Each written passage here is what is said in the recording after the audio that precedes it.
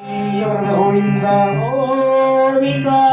இன்றைய உபயத்தை ஏற்றிருக்கின்ற உபயதாரர்கள் ஆண்டவனுக்கும் அடியாருக்கும் மரியாதை செய்து எங்களுக்கு அற்புதமாக பரிசுகளை வழங்கிய இன்றைய உபயதாரருக்கு அனைவருக்கும் நோயற்ற வாழ்வையும் குறைவற்ற செல்வத்தையும் ஆண்டவனாக விளக்கக்கூடிய கண்ணபிராணம் எம்பெருமாட்டி திரௌபதார்மிகாவும் வரல பிரார்த்தனை செய்து கொள்கின்றோம். காந்தாரி, இப்படி அநியாயம் செய்து விட்டாயே காந்தாரி, சரி என சொல்லி 100 கலசங்களை கொண்டு வர சொன்னார் வியாசர். தரையிலே சிந்தி கிடந்த அந்த கருக்களை எல்லாம் ஒன்றாக சேர்த்து ஒவ்வொரு கலசத்திலேயும் நெய் வார்த்து அதிலே ஒரு பகுதியாக 100 பகுதியாக பிரித்து 100 கலசங்களிலேயும் இட்டார்.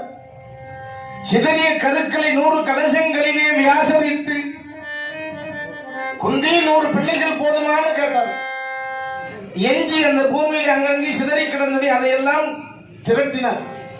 100 ஆண் பிள்ளைகள் போதுமா குந்தி என கேட்க, அந்த காந்தாரி என கேட்டு வியாசர், சுவாமி ஒரு பொண்ணு கூட இருந்தா நல்லா இருக்குன்னு சொல்லி 101வது ஒரு கலசத்திலே நெய் வார்த்து அதில் எஞ்சி இருந்த அந்த திசுக்களை எல்லாம் ஒன்று சேர்த்து அதை பக்குவப்படுத்தி அதை மூடி கெட்டு போகாமல் ஒரு இடத்திலே வைத்து அந்த கலசங்களை எல்லாம் அனுதினமும் தன்னுடைய கைகளால் தேய்த்து பக்குவப்படுத்தி பத்திரமாக பார்த்துவார். தக்க சமயத்திலே குழந்தைகள் பிறக்கும் என சொல்லி வியாசர் சென்று விட்டார். கருவுறு தாயை நோக்கி கருவுறு தாயை நோக்கி கையிரும் என்று கன்றி, கருவுறு தாயை நோக்கி கையரும் என்று கன்றி, வெறுவுரல் கற்பின் மிக்காய் வேறு செய் தசைகள் யாமாம், உருவுற நிரம்பி தாமே உப்பை பலவும் கையால் மறுவுரல் வழுவுராதியன் வரமென மரம் வரதன் போனான், மறுவுரல் வழுவுராதியன் வரமென வரதன் போனான். காலம் வரும் வரை காத்துக்கிடை என காந்தாரிடத்தில் சொல்லி மறுவுரல் வழுவுராது என் வரமென வரதன் போனான். வியாசமுனிவர் கானகம் நோக்கி செல்வார். மீண்டும் காட்சி மாறுகிறது. கானகத்திலே பாண்டும் குந்தியும் உரையாடுகிறார்கள். பாண்டுக்கு ஒரு குழந்தை பிறந்தது. ஓராண்டு காலம் ஆக போகிறது. பிறந்த குழந்தை பிறந்தா என்ன பண்ணணும்? கையை காலை ஒதிக்கணும், சேட்டை பண்ணணும், சிரிக்கணும், துள்ளணும்.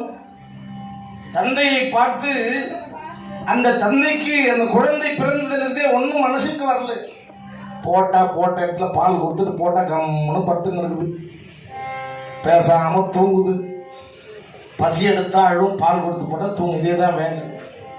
குழந்தையை பார்த்து பாண்டவருக்கு, குந்தி எனக்கு என்னமோ தெரியல, எனக்கு இன்னொரு பிள்ளை வேண்டும். மீண்டும் அந்த மந்திரத்தை சொல்லி ஒரு தேவரை அழைத்து குழந்தையை பெற வேண்டும் என்று பாண்டு உரைக்கு. பாண்டு சொல்ல மீண்டும் குந்தி, சுவாமி அப்படியே ஆகட்டும் என சொல்லி அருகாமையில் ஓடுகின்ற நீரோடையிலே நீராடி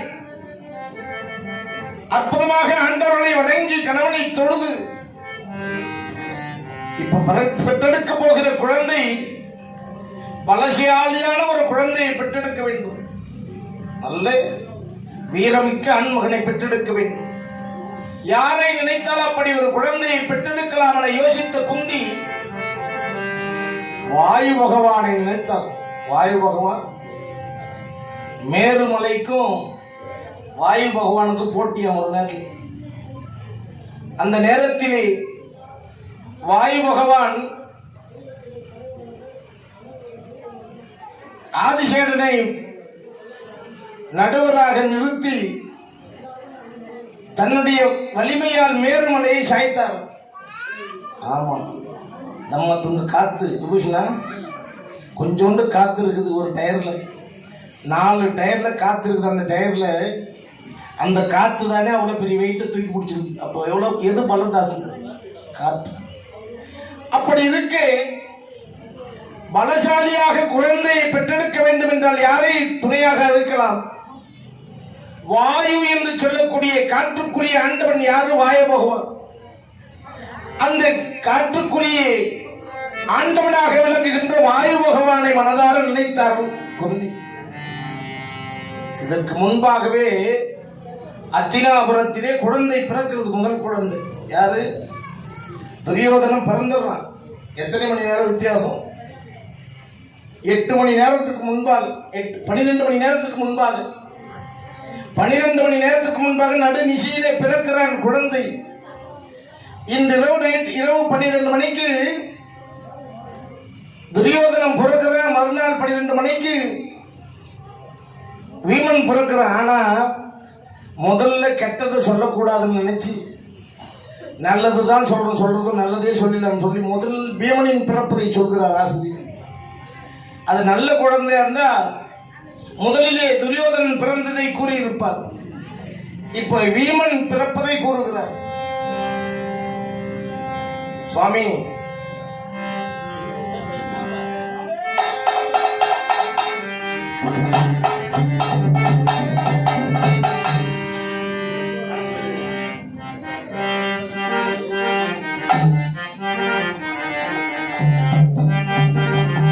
ஈந்துர நிகழ்ச்சி கேட்டே யாதவன் மகளை நோக்கி,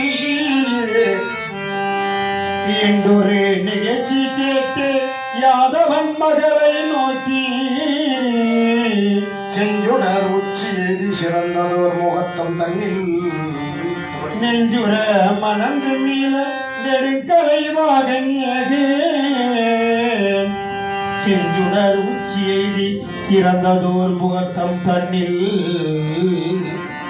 அஞ்சனை அழைத்த பொற்றோர் அனுமனே ஓமை என்ன வெஞ்சின வீமன் தன்னை பயந்தனல் விரதமிக்கார். அஞ்சனை அளித்த பொற்றோள் அனுமனே உவமை என்ன வெஞ்சின வீமன் தன்னை பயந்தனல் விரதமிக்கார்.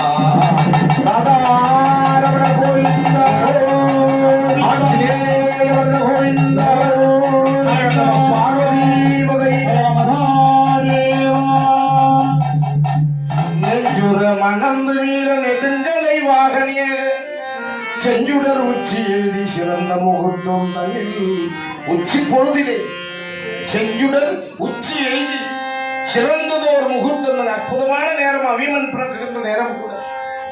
அவன் பிறந்த வருடம் ஈஸ்வர வருடம் சித்திரை மாதம் பூர்வபட்சம் பௌர்ணமி திதி உத்திர நட்சத்திரத்திலே வீமன் பிறந்தான். அப்படி பிறக்கிறான். அந்த பீமன் எப்படி இருக்கிறானா, அஞ்சனை அளித்த பொற்றோள் அனுமனே உவமை என்ன. வாயு பகவானுக்கும் அஞ்சனா தேவிக்கும் ஒரு மகன் பிறக்கிறான். அந்த மகனின் பெயர் அனுமன். அந்த அனுமனை போல 1000 மடங்கு வீரமிக்கவன் என்று வெஞ்சின வீமன் தன்னை பயந்தனல் விரதமிக்க. அற்புதமான வீரமிக்க குழந்தையை பெற்றெடுத்தால் குந்தி கானகத்தில். அதன் பிறகு குழந்தையை கொண்டு சென்று பாண்டுவிடத்திலே தருகிறார். பாண்டு மகிழ்ந்து உச்சி போர்ந்து உள்ளம் குளிர குழந்தையோடு இருக்கிறார். இங்கே துரியோதனன் தோற்றத்தை பற்றி சொல்றாங்க. இது குழந்தையெல்லாம் அந்த குழந்தைகள் பிறக்கின்ற பொழுது பயந்தனல் ஈன்றனல் என்று சொன்னார் நூலாசிரியர். இங்கே துரியோதனாதியர் தோற்றம் என்று உரைக்கிறார். என்னது?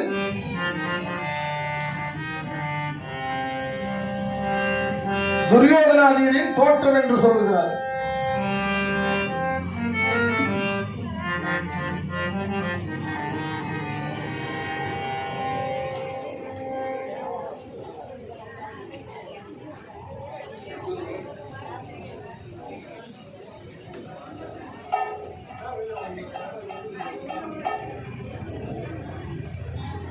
முதலிலே குழந்தை எப்படி பிறகுதான் பாருங்க. அண்ணனால் அணிலன் மைந்தன் பிறந்ததன் ஆகவற்றை முன்னனால் அருக்கன் வேலை முகூட்டிய முகூர்த்தம் தன்னில் அண்ணனால் அணிலன் மைந்தன் பிறந்த நன்னாகவற்றை முன்னை நாள் அருக்கன் வேலை முருகிய முகத்தம் தன்னில் இன்னனால் உருவம் முற்றி எழில்பெறும் என்று முன்னோன் சொன்ன நாள் வலுவுறாமல் சுயோதனன் தோன்றினானே. சொன்ன நாள் உருவமுற்று எயில் பெறும் என்று முன்னோன் சொன்ன நாள் வழுவுறாமல் சுயோதனன் தோன்றினானே. சுயோதனே தோன்றினானா? இந்த குழந்தைகளை எல்லாம் பெற்றெடுத்தால் ஈன்றால் பயந்தால் என்று சொன்னார் நூறாசிரி. துரியோதன தோன்றினானே, அது எப்படியா? நல்ல முகூர்த்தம் கிடையாது, நல்ல சுபயோரை கிடையாது, நல்ல நாள் கிடையாது. துரியோதனம் பிறக்கிறான். அப்படி பிறக்கின்ற சமயத்திலே சகுனங்கள் என்னென்ன இருக்கிறதாம்?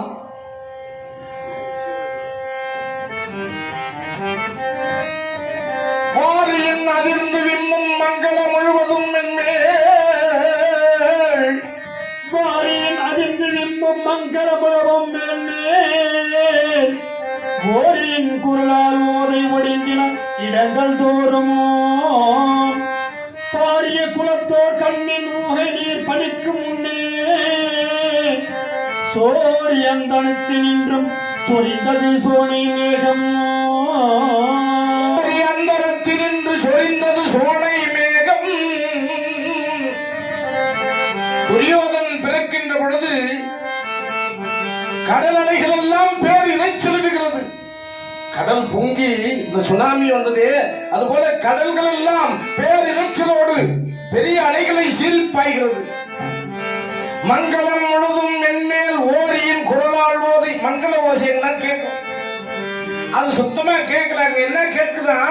நரிகள் ஊளையிடுகிறது. ஒரு நரி ஊளையிட்டா என்ன பண்ணும்?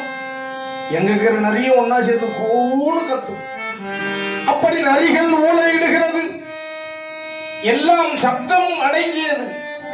பாரிய குலத்தோர் கண்ணில் உவகை நீர் பணிக்கும் முன்னே, உலகில் மக்களின் கண்களிலே இருந்து ஆனந்த கண்ணீர் வருவதற்கு பதிலாக சோரி அந்தரத்தில் நின்று சொரிந்தது சோனை மேகம். வானத்திலே இருந்து பூமழை தூர் என்று நல்லவர்கள் வானத்திலே இருந்து ரத்தமாறி பொழிந்ததாம் அந்த துரியோதனன் பிறக்கின்ற சமயத்தில்.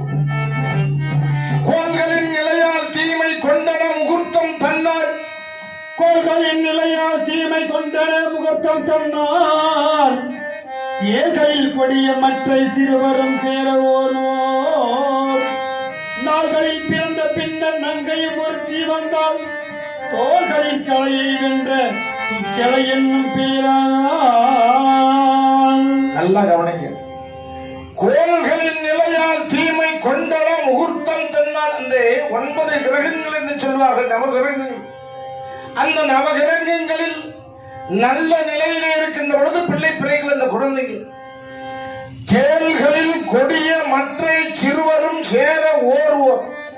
தேலை காட்டிலும் கொட்டினால் விஷம் வருமே, அந்த தேலை காட்டிலும் விஷ ஜந்துக்களாக துரியோதனன் பிறந்தான் முதலிலே. அதன் பிறகு துச்சகன், விலிஞ்சுதி, சுலோசனன், துர்துருசன், துர்மருசன், கர்ணன், சித்ராங்கத, துர்மதன், விகிடன், சித்திரபேதி, வாந்திபேதி எல்லாம் பிறந்துச்சு. 100 குழந்தைங்க ஆண் குழந்தை. கால்ரா, பேதி, வாந்திபேதி மொத்தம் 100 ஆண் குழந்தைகள் பிறந்தது. இறுதியாக துச்சலை என்று சொல்லக்கூடிய ஒரு பெண்ணும் பிறந்தார். பட்டு பட்டு பட்டு பட்டு பானை முட்டை உடைவதை விட உடை. அதிலே இருந்து குழந்தைகள் வந்தது. ஒவ்வொன்றையும் எடுத்து கூட பார்க்க முடியும். தாய் குழந்தை எந்த குழந்தையை பாப்பா? கண்களை வேற கட்டி கொண்டிருக்கிறான். என் கணவன் காணாத இந்த உலகத்தை நான் இனி காணப்போவதில்லை என தாதிமார்கள் கொண்டு சென்று அம்மாதோ ஒரு குழந்தை, இதோ ஒரு குழந்தை சொல்ல எல்லா குழந்தைகளுக்கும் பெயர் வைத்து 101 குழந்தைகள் பிறந்தார்கள்.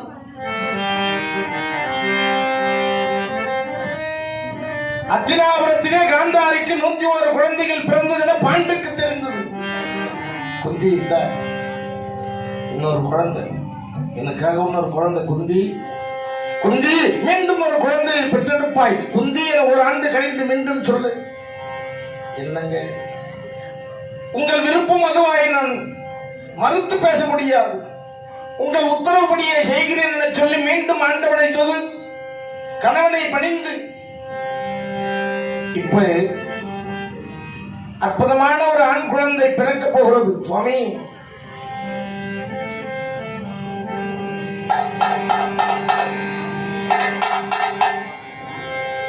இங்க பிறக்கிற குழந்தை மகாபாரத காவியத்தின் கதாநாயகன், ஆண்டவனாக விளங்கக்கூடிய கண்ணனோடு முப்பிறவியிலும் உடன் வருபவன்.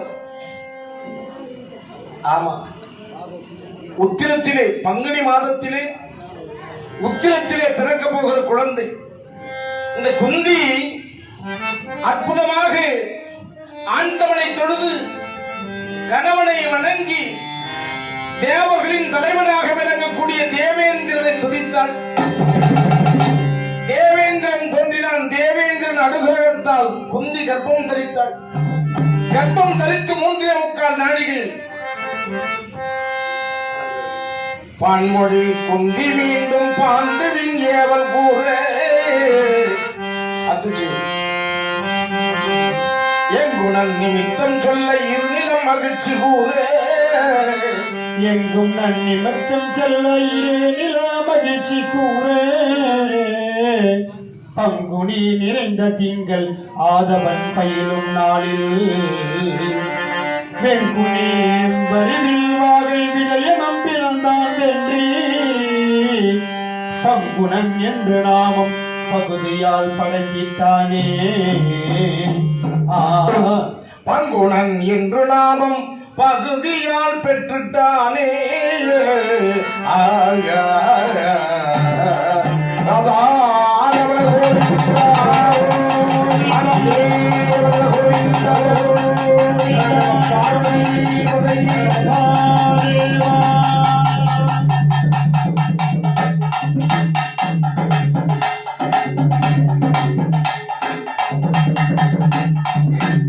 ஏற்கனவே சொன்னோம், பங்குனி மாதத்திலே பிறப்பது சிறப்புக்குரியது. அது மாதிரி யார் பிறந்தார் முதலிலே?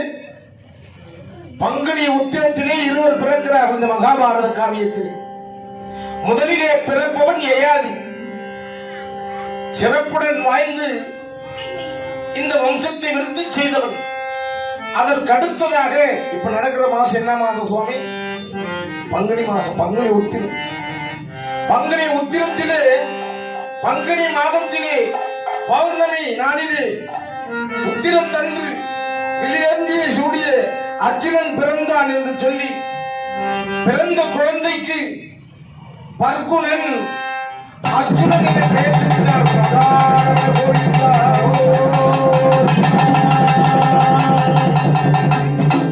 அர்ஜுனன் பிறக்கின்ற சமயத்திலே சகுனங்கள் எப்படி இருக்குதான் பாருங்க. கற்பக மலர்கள் சிந்தி கடவுளர் கணங்களாட வெற்பக முனிவர் இன்றி மங்கள வேதம் பாட பொற்பக முழவுவின் பறிவுள புரிவனை முழங்கியாற்றே நற்பகல் இதுவென்று எல்லா உலகமும் நயந்ததென்று தேவர்கள் அந்த கற்பக சோலை காமதேனு ஐராவதம் என்று சொல்லக்கூடிய பெரிய பொக்கிஷத்திற்கு கண்டதை எப்படி மகிழ்ச்சி அடைந்தார்களோ அதுபோல பர்குணன் என்று சொல்லக்கூடிய அர்ஜுனன் பிறந்ததும் எல்லோரும் மகிழ்ச்சி அடைந்தார்கள். இப்படி நாட்கள் கடந்தது, ஓராண்டு கழிந்தது. மீண்டும் அந்த பிள்ளை பெறும் ஆசை பாண்டவருக்கு குறையவில்லை. குந்தி மீண்டும் எனக்கு பிள்ளை வேண்டும் என கேட்ட பொழுது ஆகட்டும் சுவாமி என குந்தி சொன்னாள். குந்தி சொன்னா தப்பா எடுத்துக்க மாட்டேன். பிள்ளை வேண்டும் பிள்ளை வேண்டும் என சொன்ன பொழுது மந்திரத்தை கற்றுணர்ந்ததால் 3 பிள்ளைகளை பெற்றெடுத்து விட்டாய். எனக்கு மீண்டும் பிள்ளை வேண்டும் என சொன்னதும் சரியென சம்மதித்திருக்கிறாய். என்று பாண்டு குந்தியை பார்த்து சொன்னபோது, இல்லைங்க, இந்த முறை அந்த மந்திரத்தை உச்சரித்து நான் குழந்தையை பெறப்போவதில்லை. எனக்கு தங்கையாக இருக்கிறாளே மாத்திரா தேவியிடத்தில் அந்த மந்திரத்தை சொல்கிறேன். அந்த மந்திரத்தை சொல்லி என் தங்கை இந்த முறை குழந்தையை பெற்றெடுத்துக் கொள்ளட்டும். இப்படி பெண்கள் ஒற்றுமையா இருப்பாங்களா? இப்பெல்லாம் இருப்பாங்க. ஒருத்தன் கல்யாணம் பண்ணா 2 கல்யாணமா பண்ணினா கூட நல்லா இருக்குண்டா. ஒரு மனைவி சண்டை போட்டா இன்னொரு மனைவி கிட்ட போய் நாம சந்தோஷமா சாப்பிட்டுக்கிட்டு சுகமா இருக்கலாம்னு நினைச்சுன்னு சொன்னோம். கல்யாணம் அப்படித்தான் 2 கல்யாணமும் பண்ணிக்கிட்டான். சண்டை வந்தது, ஒருத்தி பிடிச்சிக்கினா இன்னொருத்தி அடிச்சா. ஆமா, ஒருத்தி பிடிச்சிக்கிறது இன்னொருத்தி அடிக்கிறது. அடடா, இது இப்படி நடக்குன்னு நமக்கு தெரியாம போச்சு. இவங்க 2 பேரும் ஒற்றுமையா இருக்கிறாங்க, நாம தான் நம்ம தப்பா கணக்கு போட்டுட்டோம்னு சொல்லி வருத்தப்பட்டோம். ஆனால் பாண்டுவின் மனைவியார்கள் குந்தியும் மாத்திரா தேவியும் உடன் பிறந்த சகோதரிகள் போல எந்த வஞ்சனை எண்ணமும் இல்லாமல் உடன் பிறந்த சகோதரிகளைப் போல கணவனுக்கு தொண்டு செய்து கொண்டிருக்கிறார். தன்னுடைய தங்கையாகவே கருதுகிறார் குந்தி. மாத்திரா, நான் உனக்கு அந்த மந்திரத்தை சொல்கிறேன். அந்த மந்திரத்தை சொல்லி நீ இந்த முறை பிள்ளையை பெற்றுக்கொள்ள சொல்லு. அக்கா மந்திரத்தை சொல்லி 3 பிள்ளையை பெற்று, நாம மந்திரத்தை சொல்லி ஒரே மந்திரத்திலே 2 பிள்ளையை பெற வேண்டும். ஒரு கல்ல 2 மாங்காய் அடிக்கணும் என சொல்லி தேங்காய் இல்லையா?